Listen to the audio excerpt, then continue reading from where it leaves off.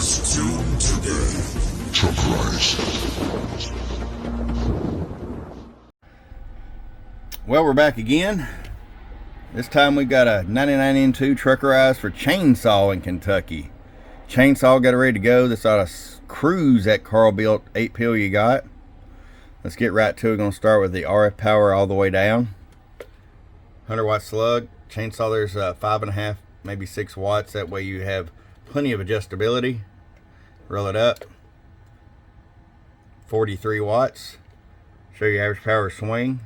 Low. Slams it in the corner. 250 watt slug in average. Low audio. About 115. Peak power. Low. 250 in the corner. I love it. These things do some clean and mean power. We've got clarifier mod, high cut filter, regulator, upgrade, you name it, we've got it. Chainsaw, hope you enjoy it. Your friend Truck at truckcbsales.com. Bum bum.